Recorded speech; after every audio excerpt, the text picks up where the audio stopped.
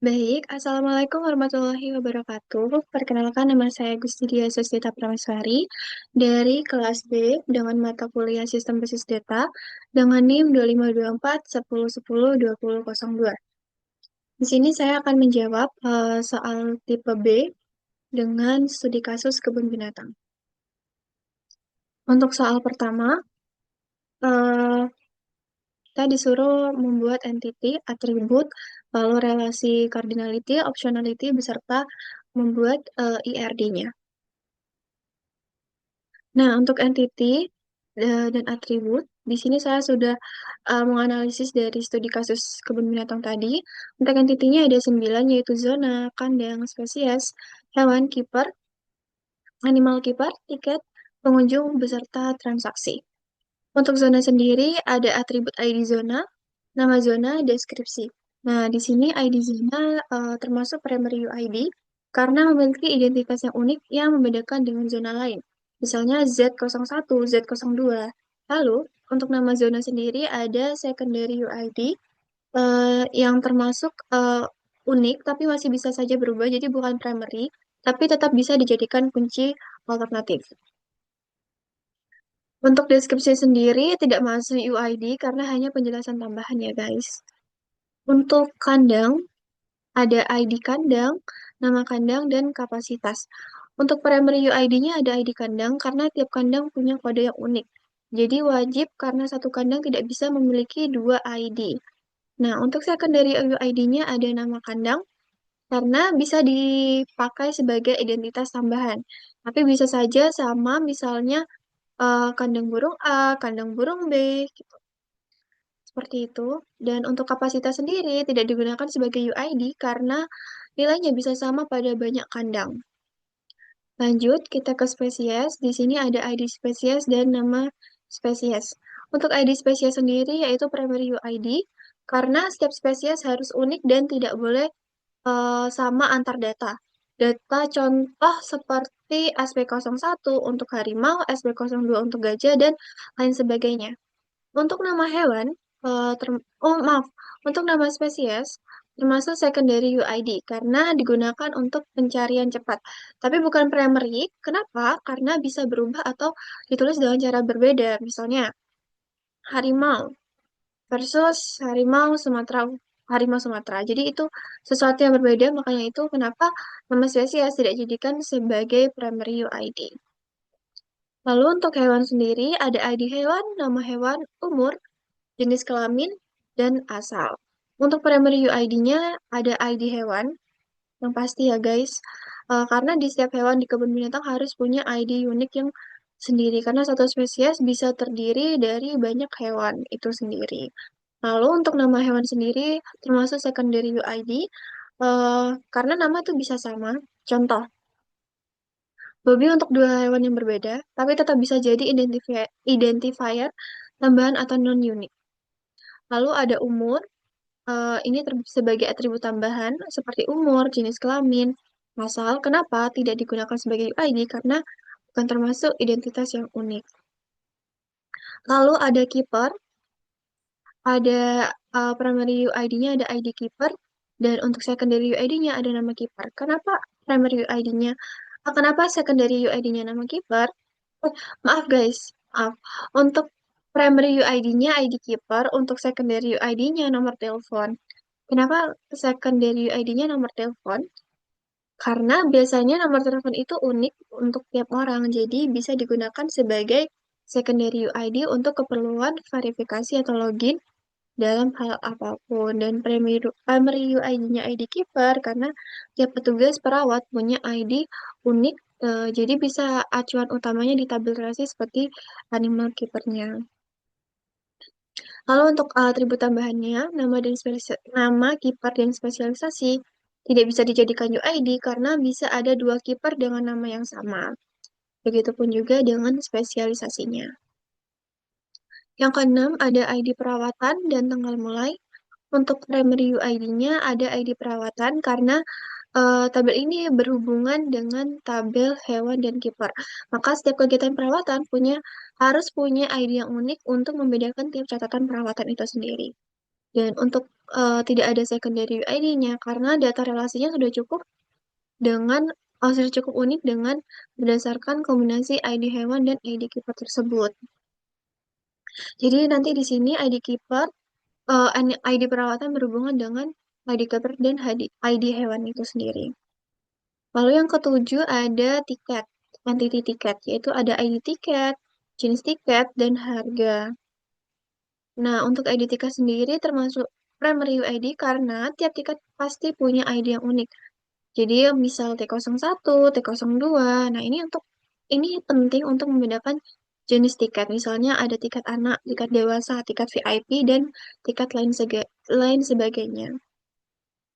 Nah, kenapa tidak ada secondary UID-nya? Karena jenis tiket atau harga bisa sama antar beberapa data yang akan dilakukan.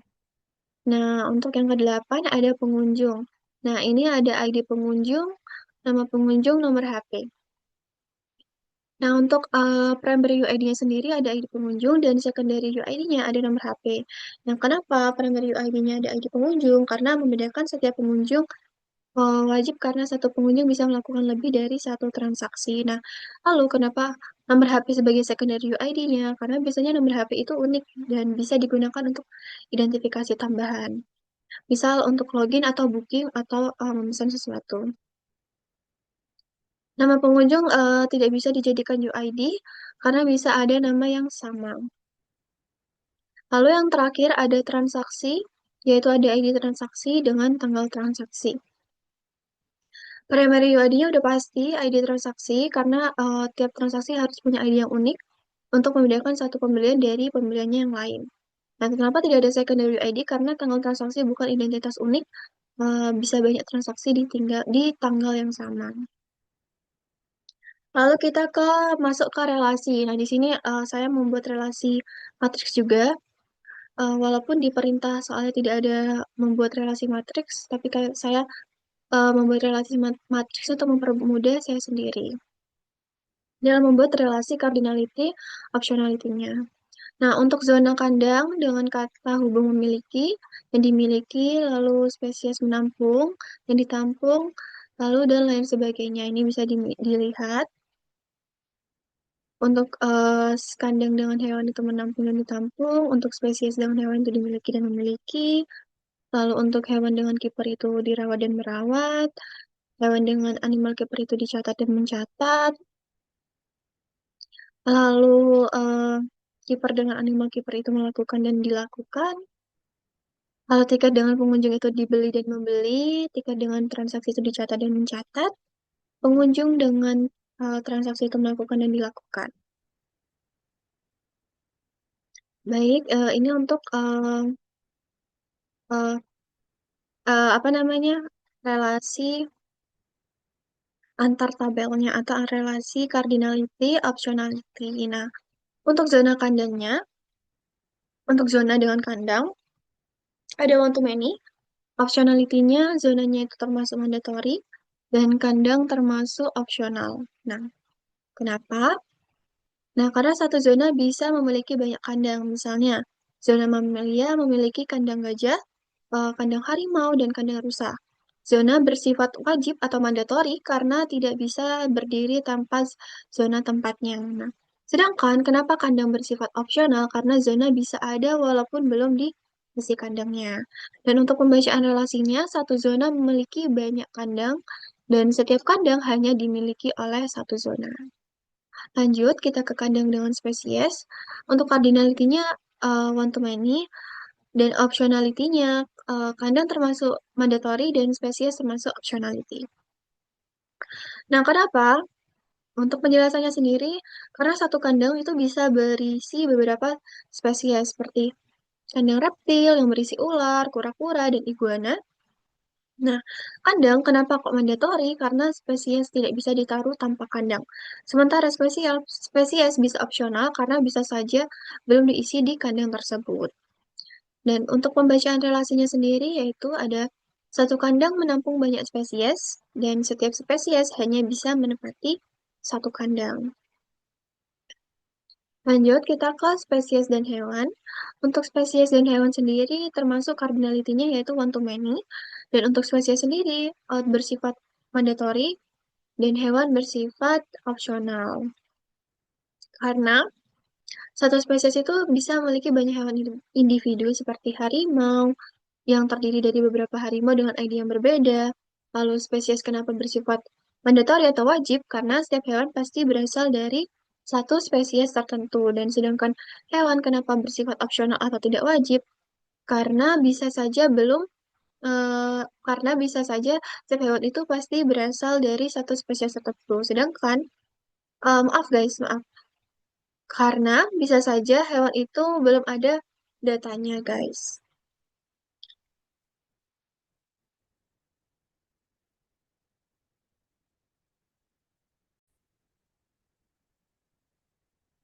Nah, untuk spesies daun kandang, kenapa spesies bersifat wajib atau mandatori? Karena setiap hewan pasti berasal dari satu spesies tertentu. Dan sedangkan hewan itu bersifat opsional karena bisa saja hewan tersebut belum ada datanya. Dan untuk pembacaan relasinya sendiri, satu spesies memiliki banyak hewan dan setiap hewan berasal dari satu spesies atau dimiliki dari satu spesies. Untuk hewan daun kandang, ada cardinality one to many. eh, untuk hewan sendiri bersifat opsional dan kandang sendiri bersifat mandatory. Karena kenapa hewan sendiri bersifat mandatory? Karena satu kandang dapat berisi banyak hewan seperti kandang harimau, bisa harimau satu, harimau dua, dan harimau tiga. Dan kandang wajib karena setiap hewan harus punya tempat tinggal. Nah, sedangkan hewan opsional karena kandang bisa saja kosong tanpa diisi dengan hewan tersebut. Untuk pembacaan relasinya sendiri, ada satu kandang berisi banyak hewan, dan setiap hewan ditempatkan di satu kandang. Lalu ada hewan dan kiper.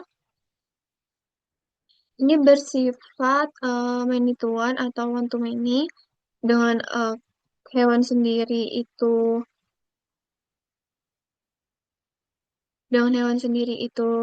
opsional dan kiper sendiri juga opsional. Nah, kenapa? Karena hewan sendiri itu pasti tidak tidak em, tidak hanya memiliki satu perawat. Dan kenapa kiper juga opsional? Karena setiap kiper tidak mungkin memiliki satu misalnya satu perawat merawat banyak hewan kan pastinya. Dan begitu sebaliknya, satu hewan tuh pasti juga nggak mungkin punya satu perawat. Mungkin dari ada perawat-perawat yang dari misal tentang mengecek mata, mengecek segala organ-organ yang berbeda-beda, kayak misalnya kiper untuk dokter mata, dokter dokter gigi, kayak begitu, guys. Lalu ada hewan dan animal keeper.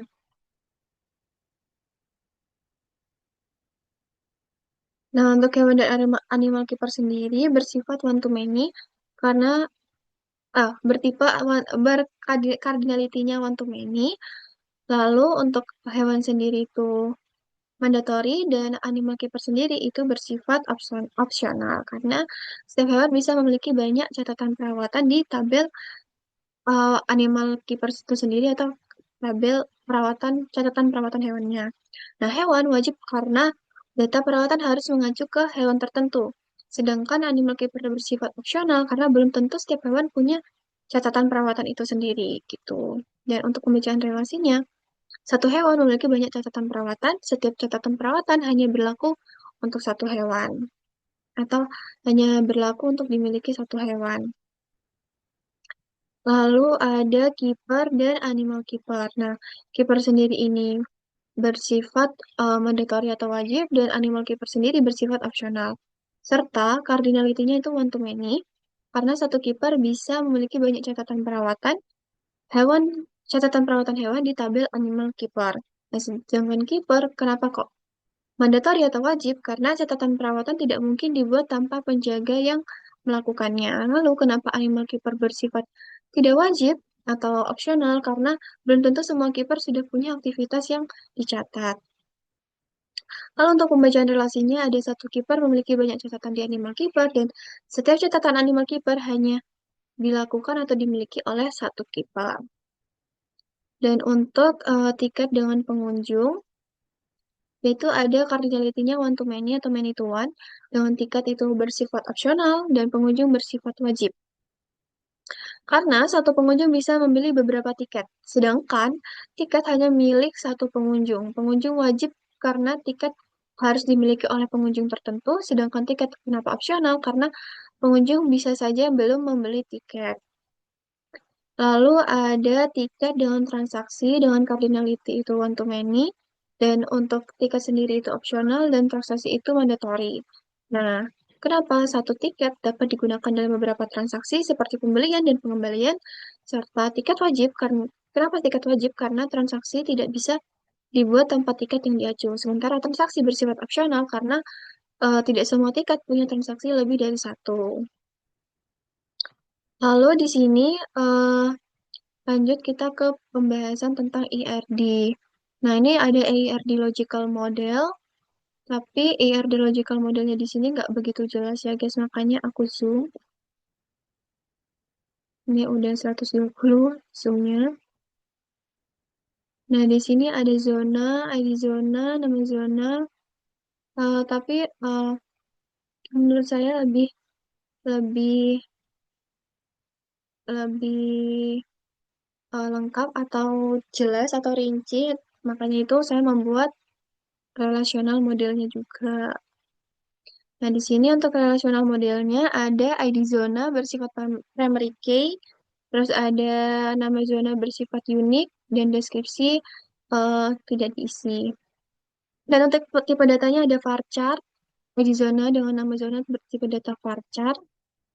Lalu ada kandang, untuk entiti kandang atau tabel kandang ada ID kandang bersifat primary, ada nama kandang bersifat unik, dan ada kesepakat apa ya itu tadi, apa itu ya tadi, kecepatan kayaknya ya, aduh lupa, kapasitas, maaf guys, kapasitas, ada ID zona, ada zona, ini ada foreign key-nya, zona dengan ID zona, dengan hewan dengan ID hewan. Nah, untuk ID kandang sendiri bertipe data integer dengan nama kandang bertipe data varchar, lalu kapasitas bertipe data integer, dan ID zona bertipe data integer. Untuk tabel spesies, ada ID spesies bersifat primary dengan tipe data integer, lalu ada nama spesies bersifat unik dengan tipe data varchar, lalu ada ID kandang bertipe data integer dengan ada foreign key kandang dengan ID kandang.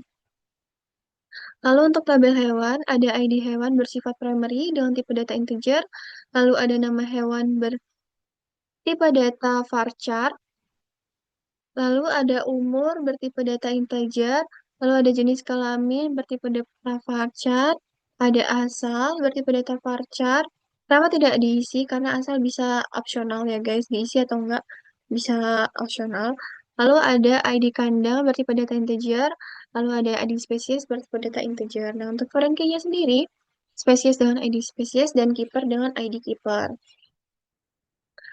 Lalu untuk keeper ada ID keeper dan bersifat primary dengan tipe data integer, lalu nama keeper bertipe data varchar, lalu ada spesialisasi ada bertipe data varchar dengan nomor telepon bersifat unik dan bertipe data varchar. Lalu untuk animal keeper ada ID perawatan bersifat primary dengan tipe data integer, ada ID hewan bertipe data integer, ada ID keeper bertipe data integer, dan ada tanggal mulai bertipe data D dengan foreign key hewan dengan ID hewan dan keeper dengan ID keeper. Lalu ada transaksi bertipe data integer dengan bersifat primary, ada tanggal transaksi bertipe data date, dan ID pengunjung bertipe data integer, dan ID tiket bertipe data integer. Lalu ada tabel tiket, ada ID tiket bertipe data integer dengan bersifat primary, lalu ada jenis tiket bertipe data varchar, harga bertipe data number, lalu ada foreign key-nya pengunjung dengan ID pengunjung, transaksi dengan ID transaksi. Lalu yang terakhir ada pengunjung. Nah, di sini ID pengunjung bertipe data integer dengan primary key, nama pengunjung bertipe data varchar, lalu nomor HP bertipe data varchar dengan bersifat unik. Nah, lanjut kita ke eh, soal kedua, yaitu data soal tentang menormalisasikan data. Nah, untuk soal kedua ini, ada data awalnya yaitu ada pasien, kecamatan, dokter, spesialis, layanan, biaya layanan, lalu ada tanggal kunjungan, obat, harga obat, jumlah, total harga. Nah, lalu kita normalisasikan ke gambar 1NF. Nah, dari gambar data awal itu terlihat sebuah tabel gabungan yang berisi informasi pasien, dokter, spesialis layanan, biaya tanggal kunjungan, obat, bisa lebih dari satu perkunjungan, harga obat, jumlah, dan total harga. Nah, ini disederhanakan. Nah, masalahnya di UNF ini ada pengulangan data. Satu kunjungan muncul beberapa baris karena banyak obatnya. Satu kunjungan ini muncul beberapa baris karena banyak obat, karena ada harga obat juga, ada jumlah, dan ada total harganya. Nah, ada atribut multinilai di kolom obat, nih, di kolom obat, harga obat, dan jumlah. Nah, itu boleh lebih dari satu perkunjungan. Nah, itu harus di sendiri-sendirikan. Dan ada data redundan di detail pasien, dokter, dan layanan. Nah, untuk normalisasi satu NF ini menghilangkan pengulangan dan redundansi dan pisahkan multinilai ke tabel tersendiri. Jadi kita harus memisahkan tabel itu. Makanya kita memisahkan jadi satu-satu gini. Jadi kita harus pisah satu-satu gini, harus menjadi sendiri-sendiri. Lalu untuk yang perbaikannya, kita udah memisahkan obat, harga obat, dan jumlah menjadi satu-satu, setiap baris, dan untuk tambahkan PK atau ID pada tingkat kunjungan. Nah, jadi kita akan membuat ID kunjungannya sendiri juga dan menghilangkan multi nilai tapi masih ada redundansi kalau jika di satu NF. Maka tersebut kita norma maka ter, maka karena tersebut kita normalisasikan di 2NF. Nah, di 2NF ini sendiri aturannya itu tidak ada partial dependensi terhadap subset dari primary key. Artinya, bila PK composite atau atribut non-key tidak boleh bergantung pada hanya sebagian primary key. Makanya di dalam satu NF memakai ID kunjungan sebagai primary key. Kalau ID kunjungan memang primary key tunggal atau partial dependensi mungkin tidak muncul. Namun, karena di satu NF masih menyimpan atribut yang sebenarnya milik entitas lain seperti pasien, dokter, layanan, dan obat, berulang di tabel kunjungan obat. Maka kita pecah menjadi tabel terpisah agar setiap atribut berada di tabel yang tergantung penuh pada PK masing-masing. Nah, jadi kita sendiri-sendirikan dengan pasien, terus dokter, layanan, dan obat. Jadi untuk primary key-nya sendiri kita buat ID kunjungan. Jadi sini ada ID kunjungan untuk ID pasien, ID dokter, ID layanan, dan tanggal kunjungan. Kalau ada ID obat beserta jumlahnya. Maka tersebut kita buat ID pasien dengan nama pasien Andi Sumbersari dan berikut ini. Nah, lalu untuk 3NF sudah memenuhi juga. Nah, kenapa penjelasan 2NF dan 3NF kenapa bisa sama? Karena setelah proses normalisasi ke 2NF, semua atribut non-key sudah bergantung langsung pada primary key-nya masing-masing tabel. Tidak ada satupun atribut non-key yang saling bergantung antara atribut non-key lainnya. Nah, karena tidak ditemukan adanya dependensi transitif di seluruh tabel, maka bentuk 2NF dihasilkan otomatis juga telah memenuhi syarat 3NF. Begitu. Baik, sekian dari saya. Wassalamualaikum warahmatullahi wabarakatuh. Mohon maaf jika ada salah kata atau ucapan atau penjelasan. Terima kasih. Wassalamualaikum warahmatullahi wabarakatuh.